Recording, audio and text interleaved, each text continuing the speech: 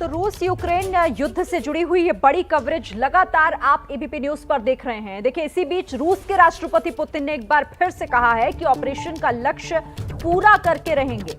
तो पुतिन एक बार फिर से हुंकार भरते हुए, युद्ध का 10वां दिन है आज और 10वें दिन एक बार फिर पुतिन ने इसे लेकर अब कहा कि ऑपरेशन का जो लक्ष्य है, यानी कि जो मकसद है, उसे वो पूरा करके रहेंगे। यूक्रेन का सैन्य ढांचा तबाह कर चुके हैं। ये दावा भी पुतिन ने किया कि यूक्रेन का जो सैन्य ढांचा है उसे रूस तबाह कर चुका है और अभी भी ये युद्ध जारी है। लगातार जिस तरह से रूस की तरफ से हमले हो रहे हैं, यूक्रेन के कई इलाकों में, कई शहरों में तबाही मची हुई है और 10वां दिन आज, लेकिन अभी तक ये साफ नहीं हो पाया है या फिर कहें कि वो रास्ता नहीं दिखाई दे रहा है कि आखिर वो कौन सा रास्ता होगा जो दोनों देश एक सहमति बनाकर इस युद्ध पर विराम लगा सकेंगे। पुतिन जो फिर से ये कहते हुए और एक तरीके से अपना स्टैंड क्लियर करते हुए दिखाई दे रहे हैं कि जब तक उनका लक्ष्य पूरा नहीं होगा, ये ऑपरेशन यानी कि ये युद्ध जारी रहेगा। और इसी को लेकर ये कवरेज आप देख रहे हैं। हमारे साथ कई सहयोगी बने हुए हैं, हम आपको ग्राउंड जीरो पर भी लेकर चलेंगे। हमारे साथ यूक्रेन के लीव से प्रणय उपाध्याय जुड़े हुए हैं जो वॉर जोन की पल पल की जानकारी आप तक पहुंचा रहे हैं। साथ ही हंगरी के बुडापेस्ट से प्रफुल्ल श्रीवास्तव मौजूद हैं जो भारतीय छात्रों को बचाने की हर मुहिम का अपडेट आपको दे रहे हैं। और साथ ही विकास भदौरिया रोमानिया के बुखारेस्ट से मौजूद हैं, वो भी छात्रों को बचाने का हर अपडेट आप तक पहुंचा रहे हैं। मेरे साथ स्टूडियो में कर्नल दानवीर इस युद्ध की बारीकियों पर हम भी चर्चा कर रहे हैं कि आखिर किस दिशा में जाता हुआ दिखाई दे रहा है। लेकिन सबसे पहले ग्राउंड जीरो का रुख कर लेते हैं। प्रणय, आपके पास आएंगे, अभी कोई ताजा अपडेट ग्राउंड जीरो से?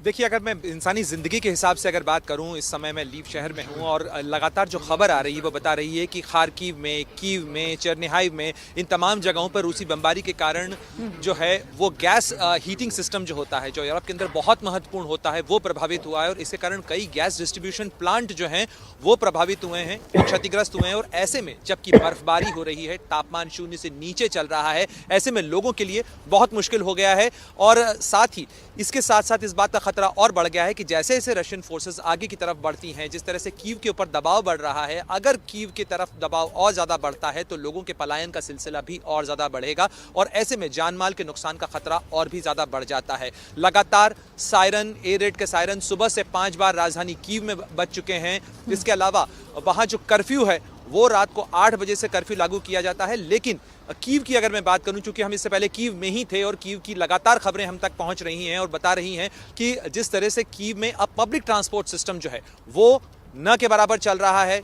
ऐसे में जो सबवेज में लोग रह रहे हैं, दवाइयों की जो ज़रूरतें पड़ रही हैं लोगों को, उसकी मुश्किलें सामने आ रही हैं। हालांकि कोशिशें इस बात की चल रही हैं कि सिस्टम को अप रखा जाए।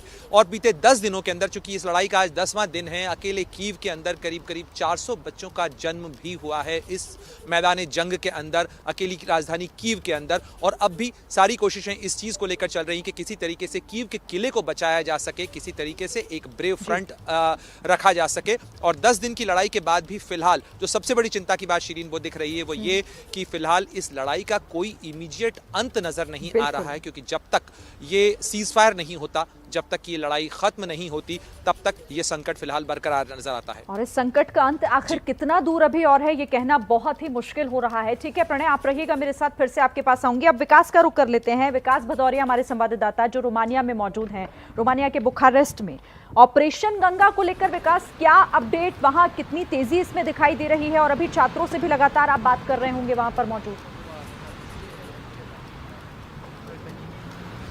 जी हाँ, बिल्कुल। देखिए, ऑपरेशन गंगा को लेकर लगातार सरकार की कोशिश है कि 7 से 8 तारीख तक जितने छात्र हो सकें उनको यूक्रेन से निकालकर अपने देश पहुंचाया जा सके। आज भी सुबह से अब तक तकरीबन 2000 छात्रों को अलग अलग फ़्लाइट्स के ज़रिए यूरोप के अलग अलग देशों, हंगरी, पोलैंड और रोमानिया से निकाला गया है। आज भी रोमानिया से तकरीबन 6 फ़्लाइट जानी है और उन फ़्लाइट्स के ज़रिए तकरीबन 1300 बच्चों को शाम तक और निकालने का प्लान है।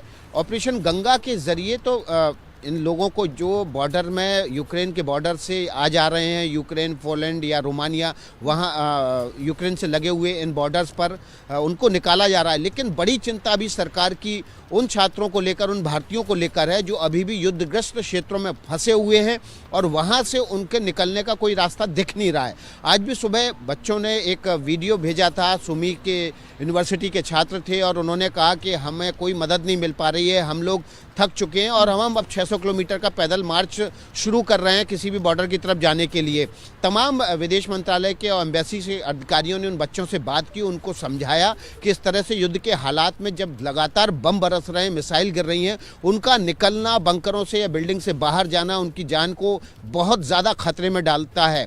ऐसी सूरत में उनको इंतज़ार करना चाहिए, कुछ और समय संकट का है, वहाँ सिस्टम कोई काम नहीं कर रहा है, सरकार नाम की चीज़ बची नहीं है, ऐसी सूरत में बहुत ज़्यादा उम्मीद नहीं है, तो कुछ इंतज़ार और करें, धैर्य रखें। खाने पीने का इंतज़ाम तक करवाने की कोशिशें की जा रही हैं सरकार की तरफ से, लेकिन बड़ी चिंता युद्धग्रस्त क्षेत्रों में फंसे छात्र ही सरकार के लिए इस वक्त की सबसे बड़ी चिंता है। लगातार रूस और यूक्रेन की सरकार के जरिए बातचीत की जा रही है ताकि सीज फायर को केवल 2 शहरों में जो अभी रूस ने अनाउंस किया है उसको और शहरों में बढ़ाया जा सके। ग्रीन कॉरिडोर के जरिए इन छात्रों को निकालकर सीमा तक पहुंचाया जा सके और फिर उनको निकाला जा सके। लेकिन अभी जो हालात बने हैं उससे लग नहीं रहा है कि बहुत जल्दी पूरे यूक्रेन में या इन शहरों में सीज फायर हो पाएगा। बिल्कुल ऐसे आसार फिलहाल नजर नहीं आ रहे, लेकिन छात्रों की जो चिंता है वो सर्वोपरि इस वक्त भारत के लिए है और यही कोशिश की जा रही है कि जल्द से जल्द उन्हें वहां से निकाला जाए।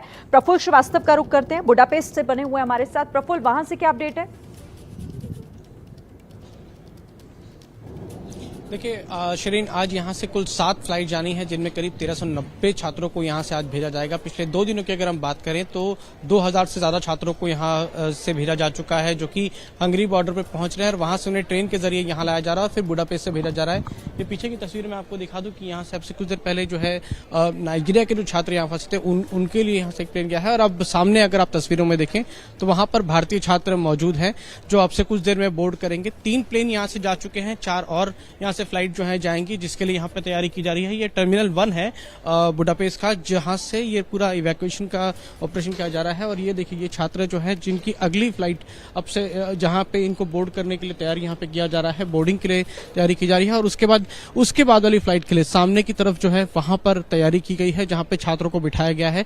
तो एक एक करके इन छात्रों को यहाँ से निकाला जाएगा, इनको यहाँ से बोर्ड कराया जाएगा और इसके लिए तैयारी की गई है और आज ये उम्मीद की जा रही है कि करीब 1200 से ज्यादा छात्रों को यहाँ से जो है भारत भेजा जाएगा। 7 फ्लाइट्स हैं, 3 टेक ऑफ कर चुकी हैं, 4 बाकी हैं जिसमें भारतीय वायुसेना का भी जहाज है। तो तैयारियां यहाँ पर बहुत तेज हैं। जो बुडापेस्ट पहुंच रहे हैं छात्र अपने आप से भी एम्बेसी के टच में आते हैं, उनको यहाँ से भेजने की तैयारी की जा रही है। ठीक है, आप आगे भी नजर बना के रखिएगा, आपके पास फिर से आएंगे। आप सभी का बहुत शुक्रिया वहां से ये जानकारी हम तक पहुंचाने के लिए, हमारे दर्शकों तक पहुंचाने के लिए। लेकिन लगातार जिस तरह से ऑपरेशन गंगा चलाया जा रहा है, यही कहा जा रहा है कि सुरक्षित वापसी सभी छात्रों की होगी जो भी वहां पर फंसे हुए हैं। और इस वक्त एक बड़ी खबर आपको बता दें, पुतिन ने धमकी दी है यूक्रेन को अगर नो फ्लाई जोन घोषित किया, यूक्रेन में नो फ्लाइंग जोन को लेकर पुतिन की धमकी है। नो फ्लाइंग जोन घोषित करने वाले देश जो हैं वो विरोधी माने जाएंगे। पुतिन की तरफ से यह धमकी है उन देशों को जिन्होंने नो फ्लाइंग जोन घोषित किया है, जिसकी तरफ से कहा गया है, पुतिन की तरफ से एक तरीके से यह धमकी है कि नो फ्लाइंग जोन घोषित करने वाले जो देश हैं उन्हें विरोधी माना जाएगा।